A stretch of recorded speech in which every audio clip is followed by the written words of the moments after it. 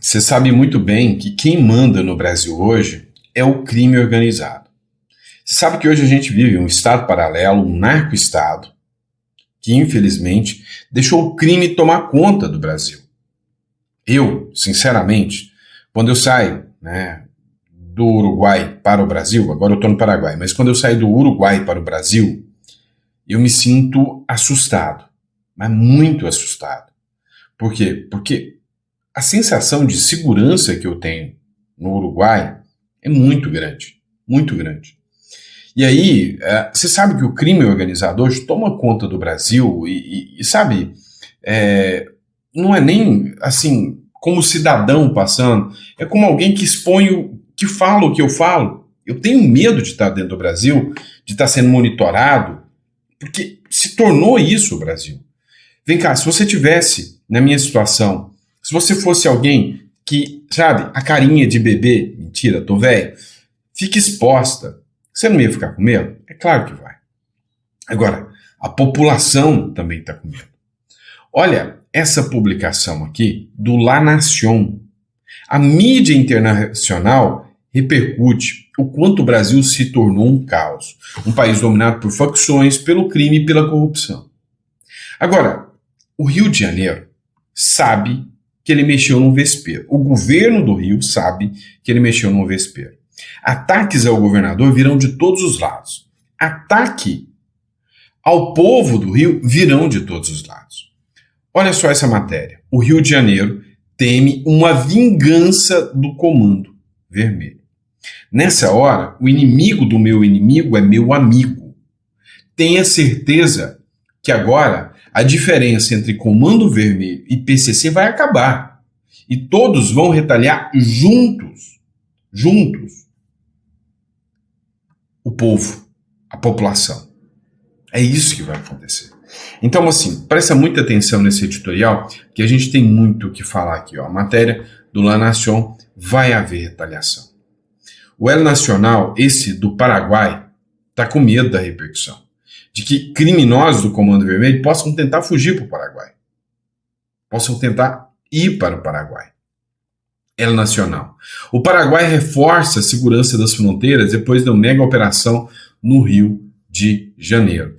O ministro do Interior, Henrique Riera, confirmou que o Paraguai reforçou os controles em toda o lado fronteiriço com o Brasil depois da violenta operação realizada no Rio de Janeiro contra a organização criminosa Comando Vermelho, uma das mais poderosas e antigas do país. Você sabe de onde que surgiu o Comando Vermelho, né? Por que ele é vermelho?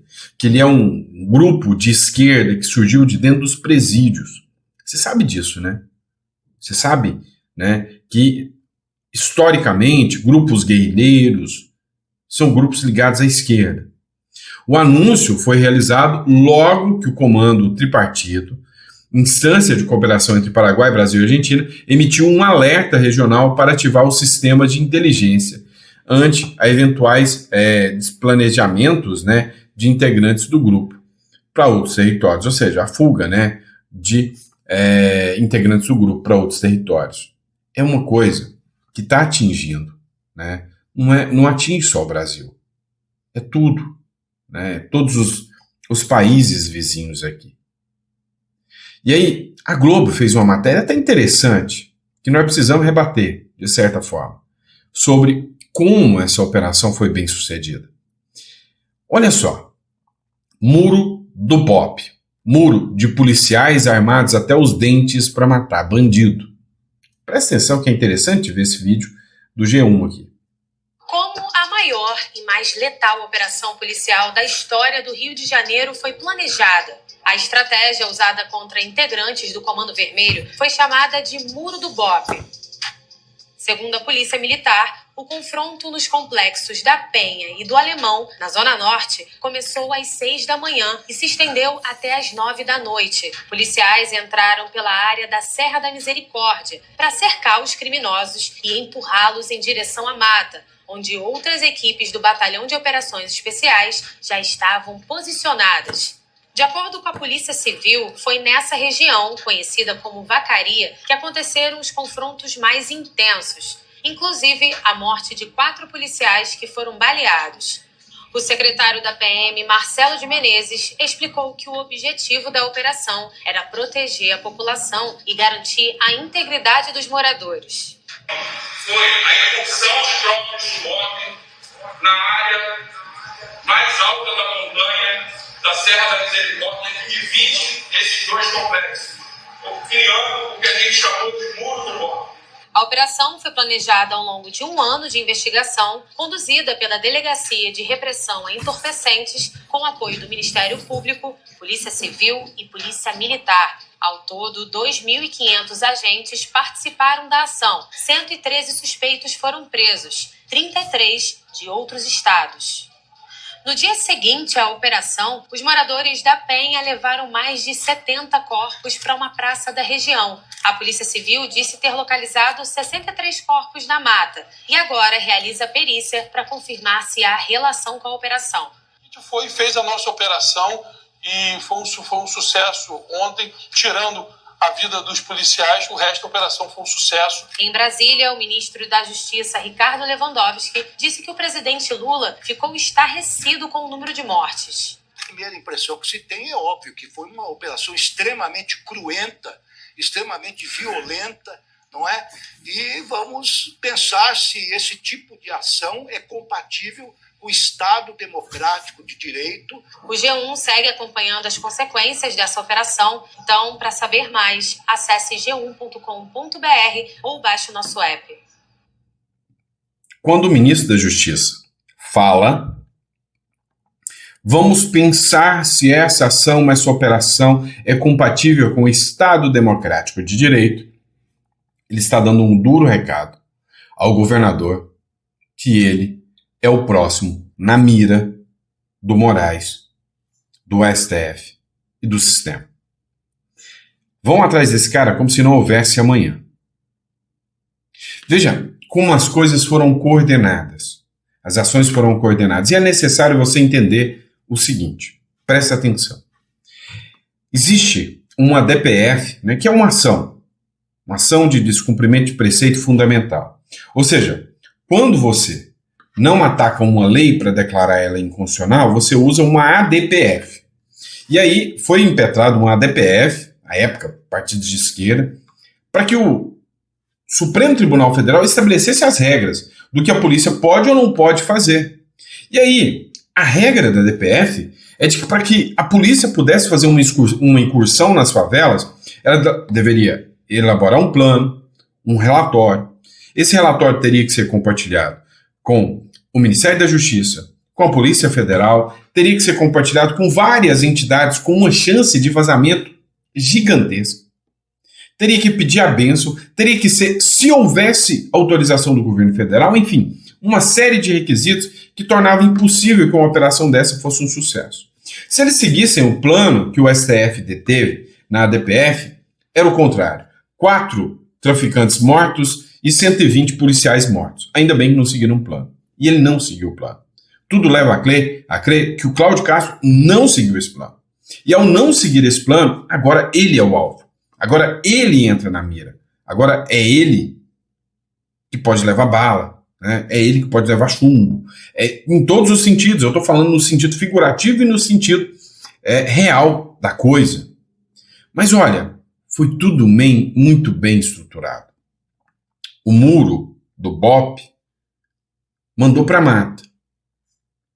E o que alguém de bem ia estar fazendo no meio da mata num dia de operação policial? O que um cidadão de bem estaria fazendo no meio da mata, no Rio de Janeiro, perto de uma favela onde só tem traficante, sozinho?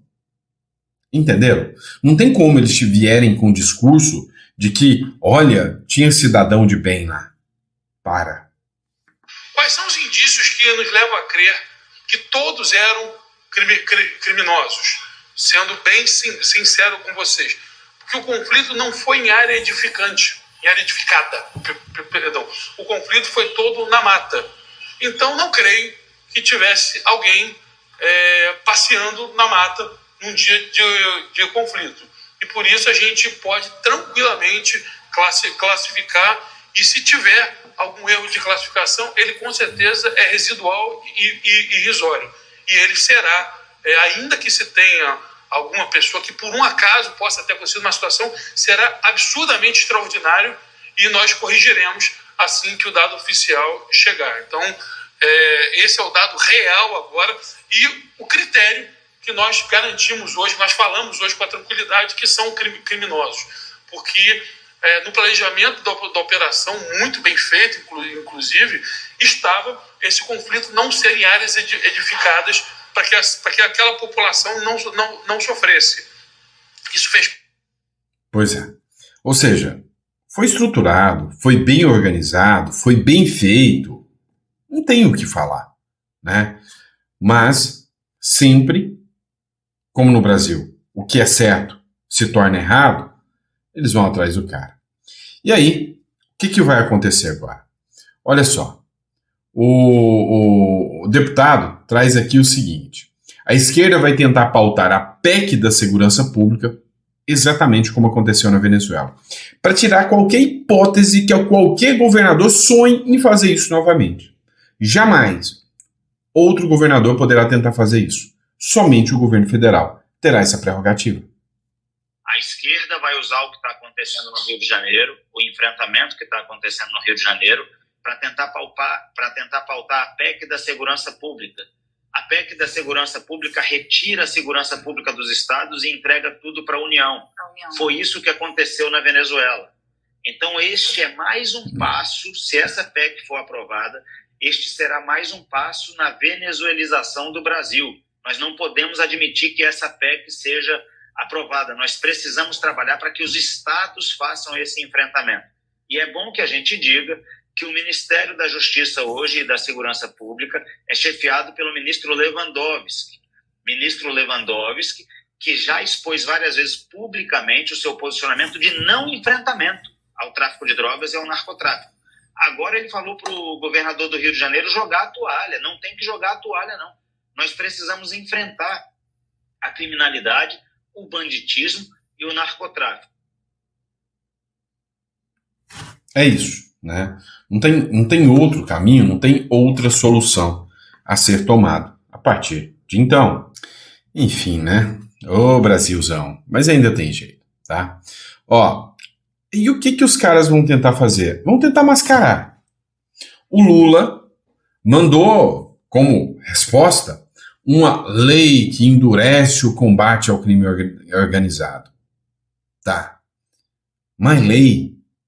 É sério. Ó, vamos colocar uma lei que fala que traficante é menino mau. Então, você vai poder falar para o traficante, ai, menino mau. Vem de um presidente que diz que o traficante é vítima do usuário. Você acha que lei vai resolver o problema? Isso é piada, só pode. Um pouquinho agora, Nath, sobre uma lei que foi sancionada pelo presidente Lula nesta quinta-feira. É uma lei que visa aí combater o crime organizado e ela vem com mais dureza em relação às penas. Essa lei ela foi publicada no Diário Oficial de hoje e ela já começa a valer a partir desta quinta-feira. Ela altera aí o Código Penal, que dispõe sobre o crime de associação criminosa e amplia a proteção de agentes públicos e processuais envolvidos no combate a facções criminosas, como, por exemplo, juízes e também policiais. Eles acabam entrando nesse escopo dessa parte do texto. Essa medida ela também altera a lei das organizações criminosas para criar penas mais rígidas em casos de obstruções de ações contra o crime organizado, como, por exemplo, a colocação de barricadas, como a gente observou durante todos esses dias de cobertura lá dessa mega operação no Rio de Janeiro, colocação de barricadas que foram feitas ali por participantes, por pessoas que fazem parte de facção criminosa. De acordo com esse texto que foi publicado hoje, Nath, essa nova lei, ela define 2 novos modelos de crime para impedir, embaraçar ou retalhar ou regular andamento do processo ou investigação de crimes praticados por organização criminosa ou aprovação de qualquer medida contra o crime organizado. Nós estamos falando de obstrução de ações contra o crime organizado e conspiração para obstrução de ações contra o crime organizado. As penas para essas 2 modalidades, elas vão aí de 4 a 12 anos de reclusão, além de multa. Então, esse texto ele foi sancionado pelo presidente Lula, lembrando que ele foi aprovado aqui pelo Congresso Nacional e ele começa já a valer a partir de hoje, Nath. Maravilha, Marília Ribeiro, que está com a gente, acompanhando aí, portanto, os desdobramentos e a repercussão dessa operação, que é a mais letal da história do Rio de Janeiro, por enquanto o número oficial aí de 121 mortes, com 4 policiais mortos, operação que aconteceu na terça-feira para conter o Comando Vermelho na zona norte da cidade do Rio de Janeiro. Valeu, Marília, ela volta em breve com mais informações sobre, inclusive, outros assuntos. Pois é, né? Não vai adiantar. Agora, tá viralizando. É esse vídeo. Vocês conhecem esse cara aqui? É o homem, né? Ele estava lá no Jornal Nacional. Há alguns anos atrás, em 2018, te avisando como é que resolvia o problema do Brasil aqui.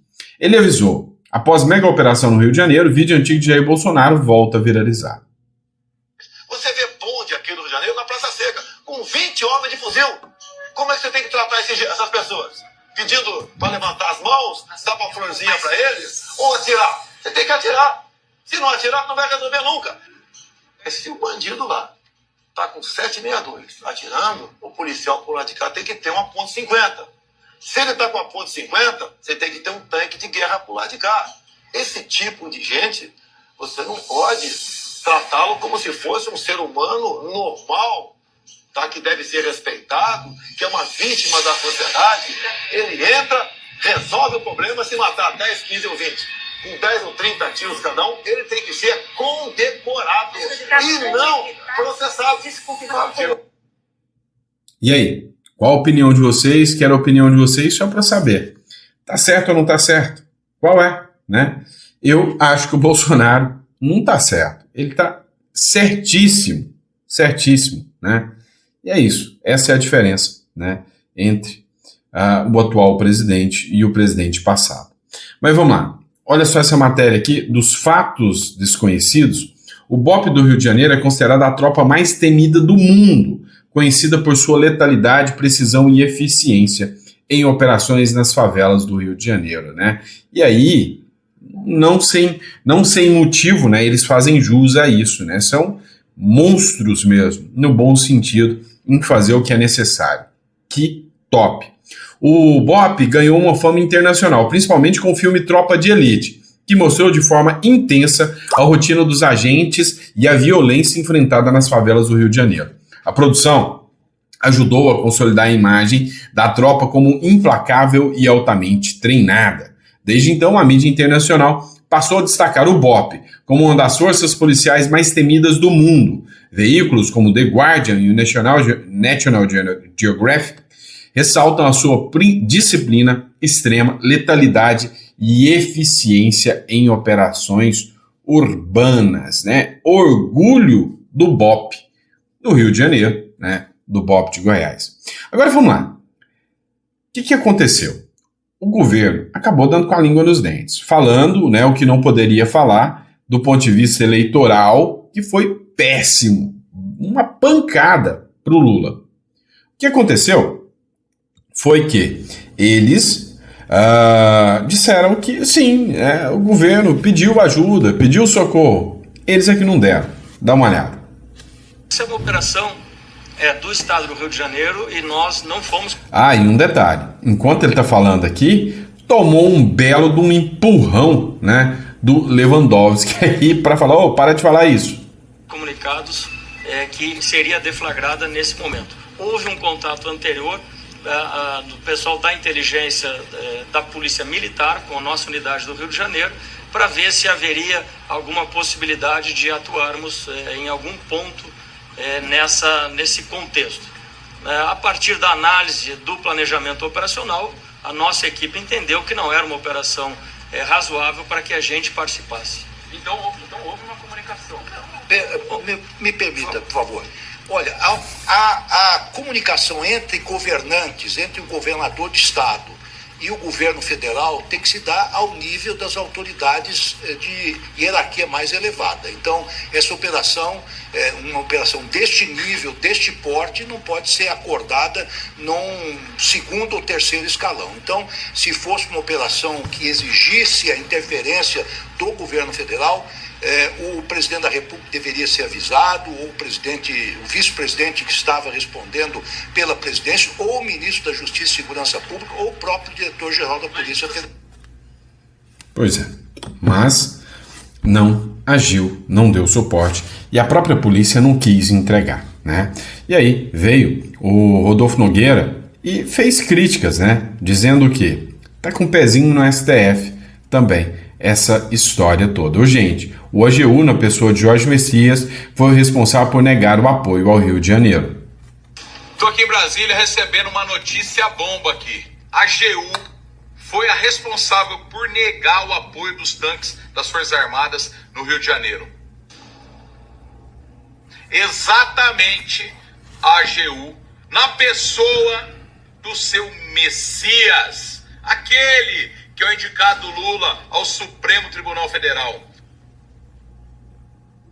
Senhor Messias, o sangue daqueles policiais está nas suas mãos, senhor Messias. Todo o apoio negado do governo federal está nas suas costas, seu Messias. E o senhor ainda querendo ser ministro do Supremo Tribunal Federal. Amigo de traficante, amigo do Lula e com certeza passando pano para traficante no Brasil.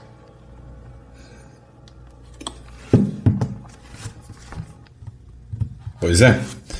Lembrando que o ministro, quer dizer, que o advogado-geral da AGU, ele vai para o Supremo Tribunal Federal. O Ceará Antenado fez uma publicação aqui, chamando, né, os agentes de combate aí de Capitão Nascimento da vida real. Escuta só. Rodrigo, como é que você vê essa questão? Ela está resumida às vezes na expressão a segurança pública precisaria, a mesma coisa que a saúde tem, uma espécie de SUS. William, eu peço até depois que você reveja a coletiva do ministro Ricardo Lewandowski, né? Eu me assombro com o que ele disse hoje. Ele foi ministro do STF, ele deveria conhecer a Constituição Brasileira, o artigo 144, que diz que é obrigação do Estado, dever de todos, né? E ele diz na coletiva claramente que isso é obrigação do Cláudio Castro, sabe? Então, eu estava esperando que algum jornalista levantasse a mão. Não, ministro, não é o que diz o artigo 144 da Constituição Federal. O senhor está equivocado, né? Mas nenhum jornalista também teve a capacidade de enfrentar o ministro Lewandowski aí naquele momento, né? O Estado do Rio e vários estados da Federação esgotaram suas capacidades de enfrentamento a essa dinâmica que eu disse de conflito armado não internacional, né? Nem a Polícia da Bahia tem capacidade hoje de adentrar nas favelas de Salvador. A Polícia do Ceará hoje está passando mal bocados, né? Existe uma crise humanitária em Fortaleza hoje ignorada por boa parte da imprensa do Brasil, que é o êxodo urbano de guerra. São milhares de famílias expulsas de suas casas pelo Comando Vermelho, né? O Comando Vermelho diz, você não mora mais aqui, eu vou alugar sua casa para alguém. Existe uma verdade também que ninguém comenta. Essas facções não sobrevivem mais de maconha e cocaína, elas sobrevivem da exploração do território, né? E aí você inclui o cigarro paraguaio, o sinal de TV, de internet do Comando Vermelho, que é o CVNet, o botijão de gás hiperfaturado, a extorsão à padaria, a extorsão ao açougue, a extorsão ao vendedor de churrasco. Há 2 semanas, William, um jovem que vendia churrasco em Fortaleza foi assassinado porque não pagou R$1.000 da caixinha do Comando Vermelho do bairro, né? Então essa é a nova dinâmica do crime que, sinceramente, eu acho que Lewandowski ignora, sabe? O crime hoje, ele não busca só vender maconha e cocaína, ele busca ocupar territórios, né? E eu nunca vi, por exemplo, Lewandowski falar sobre o assunto barricadas. A Universidade Federal Fluminense hoje, Raul, diz que 4 milhões de cariocas e fluminenses vivem atrás de barricadas, né? Só o Batalhão de Operações Especiais retira por semana 90 toneladas de barricadas. No Rio de Janeiro são 5.000 barricadas, e cada barricada dessa estabelece o território, o feudo do Comando Vermelho. A partir dali, o morador não tem mais direito ao SAMU, a partir dali o morador não tem mais direito à limpeza urbana, o morador não tem direito a chamar o Uber, né? A barricada, Raul, não é para evitar a entrada do caveirão. A barricada serve para estabelecer onde eu começo a cobrar o dinheiro das pessoas que eu oprimo, né? E preste atenção, Caio, nunca o ministro Lewandowski tocou nesse assunto. Isso demonstra uma clara desconexão dele com o que está acontecendo no Brasil hoje. Sinceramente, ele não sabe a dinâmica do crime do Brasil, e sem nenhuma ofensa a ele, porque ele certamente é um cara muito inteligente, senão ele não chegava onde chegou. Mas ele nunca falou sobre barricada, ele nunca falou sobre o êxodo urbano praticado pelo Comando Vermelho nas periferias, né? Ontem, para minha surpresa, e eu gosto de saber, como o Raul Jugman disse que um deputado da bancada da bala ajudou lá no Sistema Único de Segurança, Ontem, para minha surpresa, um deputado da esquerda, um deputado federal do Rio de Janeiro, do PT, o Dimas, né? Ele fez uma proposta ao Hugo Mota para tipificar o crime de expulsão de morador de periferia. Pode parecer incrível, mas esse crime não é tipificado. O Comando Vermelho picha na parede, vaza, e centenas de pessoas são obrigadas a abandonar suas casas para o Comando Vermelho. E essa é um crime meio invisível. O Código Penal brasileiro não consegue encaixar muito bem na extorsão isso aí, né? E a polícia do Ceará está despreparada para enfrentar isso. Tá vendo como é que funciona?